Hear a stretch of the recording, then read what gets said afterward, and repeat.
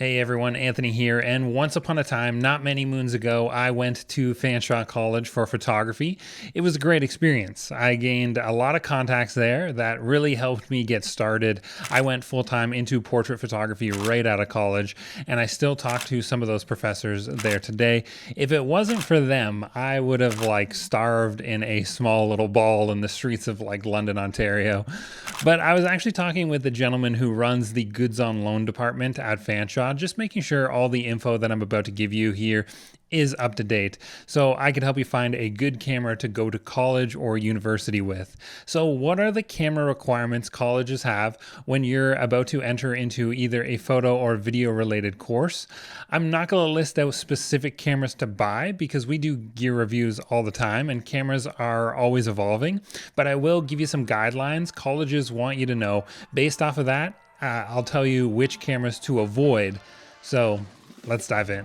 So almost all interchangeable lens cameras that we have on our shelves are now a mirrorless camera, but we still sell a ton of used DSLR cameras, and the Canon Rebel, they continue to make that camera at this moment in time, but those are DSLRs. But to make a good pick for college or university, you kind of have to know the difference. All colleges across Canada, they just want you to have a camera that you can change the lens on. So whether or not you get a DSLR or mirrorless camera doesn't really matter, but there are huge benefits to a mirrorless camera, and I'll tell you why in a few minutes. But point and shoot cameras will not do for any photography or video program. A DSLR is an older format camera, and when it comes to camera technology, I'll kind of just spare you all the technical details, but with a DSLR, when you look through the camera's viewfinder, you are looking through a piece of glass, and all you could see is what's in front of you. Either on the bottom or the side of the viewfinder, there's going to be a scale telling you how under or overexposed you are. Then when you take the picture, you have to remove the camera from your eye, press the play button, and now on the back of the camera, it'll show your image. With a mirrorless camera, you're getting real-time information, so what you see is what you get. If the image looks dark, it will be dark, and if the viewfinder looks too bright, then the photo will be too bright. This is the big reason as to why it's so much easier to learn photography on a mirrorless camera, because what you see is what you get, but there's also a number of other reasons why mirrorless technology is just better. I'll give you my top 3. Not every mirrorless camera will be smaller than the DSLR alternative, but because mirrorless cameras are removing the mirror from a DSLR, hence the name mirrorless camera, then most of the time a DSLR is just going to be larger in size. Eye autofocus. This is a big plus for mirrorless cameras and certainly better than any DSLR, but what also has gotten much better on mirrorless cameras is video specs and just the overall quality. If you're going into a video program, 100% go with a mirrorless camera. We just spent a few minutes kind of bashing the DSLR when really DSLR cameras can still produce great images for photography, and they've been doing so for a very long time. Great DSLRs can be had for really good bargains now, which makes this an excellent pick for somebody shopping on a tight budget. You can get a lot for a little amount of money when shopping for used DSLRs. The problem though is most photo courses are now teaching you some video skills, so it's not a requirement that you get a camera that shoots decent video, but you will struggle during some of those video related lessons. Video courses in colleges where they're going to often use cinema cameras and cinema lenses, so DSLRs don't make much sense for a straight video course either. That being said, when I asked what the loans department had at Fanshawe, they listed off a number of current cameras that do take really good video. So you might be able to get away with borrowing a newer camera for some of those video projects, but no guarantees. Basically, I would only consider shooting on a DSLR if the budget was a huge concern, but like I said, for video programs, I would just stick with even an entry-level mirrorless camera over a DSLR, say that costs twice as much as your entry-level mirrorless. So keep in mind, I'm going to recommend avoiding cameras that the loans department at colleges have less invested in. So that way you can get a camera that allows you to take advantage of the loans department and whatever gear they have available for you to borrow. Pretty much any Canon camera that gives you the ability to change lenses will be fine to work with, and probably my top pick. The only exception here would be the M series cameras. So that's the Canon M50, the M50 Mark II, the M6 Mark II, and the M200. This lineup of cameras was the first mirrorless line ever from Canon, but the lenses just did not catch on, and only a very select few purchased additional lenses for that series of cameras. My sources tell me that colleges do not stock M series lenses in their loans department, but luckily Canon's most popular line, EF or R series, is likely what the bulk of people are going to be looking at when shopping with us, and in that case, everything will be fine. Loans departments at colleges still stock older DSLR lenses, and they're stocking mirrorless lenses as well. Film courses and colleges across Canada use Cine lenses, and Canon EF lenses for DSLRs are still an industry standard, but R series lenses will likely be what's replacing them in the semi-distant future. But if you're in a film program, it might actually make more sense to have an R series camera with the adapter that gets you back to the EF lenses, because the EF mount is very common when it comes to cinematography. From what my sources say, Canon is the way to go for any film student for sure. When it comes to new Nikon cameras, anything is kind of fair game for photography courses in the mirrorless lineup, with the exception of the Nikon Z30. Nikon DSLRs, they're totally a fine pick for photography courses, but then you lack some of those awesome features that we discussed in the DSLR versus mirrorless part of this video.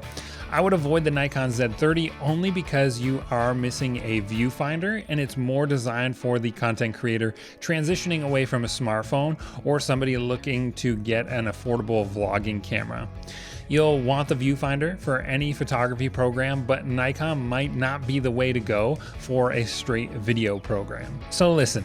Okay, times are changing since Nikon purchased Red, the cinema camera company, but the changes aren't going to take effect in, like, say, the next couple months. It's going to take years for this to have a bigger impact.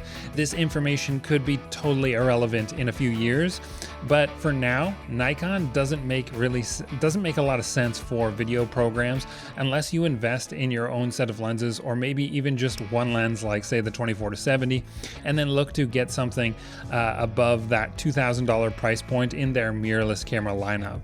There are no cinema cameras that you will use in college that require a Nikon mount, so you will be on your own when it comes to lenses. But like I said, this could totally change in the future if Red cameras start to come out with Nikon mount. But for now, this is how it is. Fujifilm is offering some really good value for somebody who's shooting both photo and video, but they haven't made a DSLR since I think it's 2007 or something like that. I don't even know if I've actually personally seen a Fujifilm DSLR. So there's no confusion when shopping Fujifilm on whether or not this is a DSLR or a mirrorless. They're all mirrorless, and they've been that way for a very long time. The only models to avoid here would be the X100 series cameras, which is not an interchangeable lens camera. New photographers are definitely going to love those film simulations, which are like built-in filters that gets applied to your photo and video. So this is a big plus for Fujifilm. Their lenses are also very affordable, and colleges have stocked lenses now in photography programs, which is a great change to see since I was in college, so lucky you. For film students, you're going to probably really like the quality you get from these mirrorless cameras, but the X-mount is not common in the cinema lens world, so you'll need some sort of adapter to use lenses in the loans department, or you're just going to have to use your own lenses or rent a whole new camera setup on your own. Luckily, the lenses from Fujifilm are definitely a little bit more affordable than the full-frame alternatives, so this might not be a big deal for you. Just know that it's not a common mount, but could change in the future. Canon is the industry standard for now, but Sony is close on the heels of Canon. Colleges have a ton of Sony lenses for you to try out, and a ton of working professionals are using Sony cameras for photography, so this brand makes a lot of sense for photography courses. The only cameras to avoid are the RX100 series cameras and the ZV cameras. The RX100 is a point-and-shoot camera, so you cannot change lenses on this lineup of cameras, and some of the ZV cameras are interchangeable lens cameras, but not great when working with them for longer shoots. Sometimes in photography programs, you may be shooting for like 2 hours, and this would not be a worthy recommendation. Sony has the 6000 series cameras, which would be good for somebody on a budget, and the full-frame cameras are some of the best in the business. So video shooters. The industry is leaning heavier towards cameras like the FX6 and FX9, especially in news and broadcasting. I believe the Toronto Star news team have a contract with Sony, and they're all using Sony cameras. News is the exception here, but in the cinema world, a lot of colleges are stuck in those very traditional ways of manually focusing for everything, but I can guarantee that autofocus in the cinema world will become more and more popular. Unfortunately, film students might be a little stuck in this transition right now because on one hand, Sony is making great quality cinema cameras, and on the other hand, the industry is just not really invested in the Sony E-mount lenses, so adapters might be required to use those school lenses. Either way, Sony is still a great buy simply because the quality of video once you jump into an even slightly older mirrorless camera is fantastic. Panasonic is an excellent pick for film students because Panasonic gives you everything a video shooter would want built into the cameras. The whole problem with Sony and the industry not investing in Sony lenses is not a problem for Panasonic because there are a lot of L-mount lenses used in the cinema world. You also learn a lot more about higher end video shooting on Panasonic than most other brands. Sony might be the exception here, but that's because pro video features like shutter angle and waveforms, these are all going to be things that you might learn about in film school, but these come standard in the full frame Panasonic cameras. These cameras are no slouch when it comes to photography either. This is not a brand that the colleges that I spoke with mentioned that they stock in their loans department, but their f1.8 prime lenses are very affordable and very compact, so you might be able to get a few prime lenses and just not break the bank.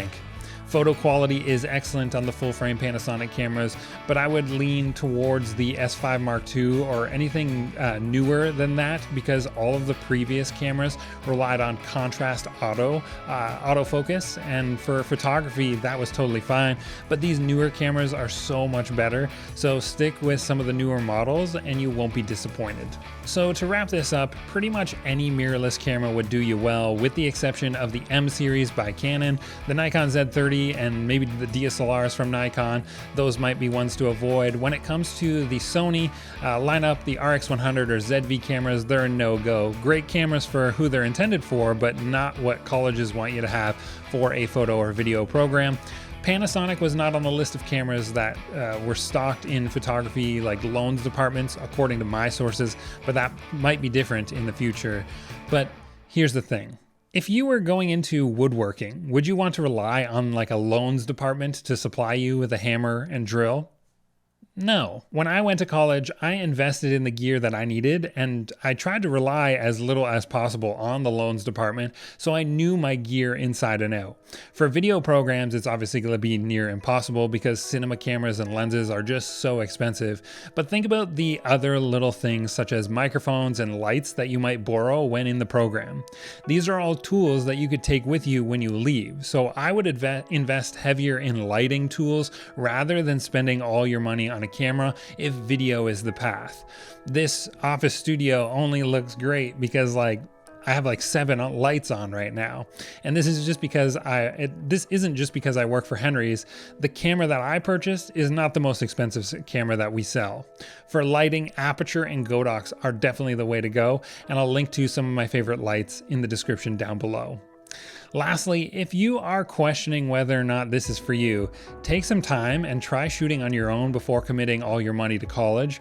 When I went to college, it was because I had to make this happen with content creation, or I would just be like a Walmart greeter for the rest of my life. Sometimes what can happen when you have a backup plan is you can be too comfortable in failing because you always have something to fall back on, and I didn't have a choice. It was this or work at Dairy Queen, and I could tell you that what I'm doing right now is awesome, but what you won't see watching this video is the 1 year that I lived in an 11-foot trailer going door to door, pitching people and businesses on my photo work.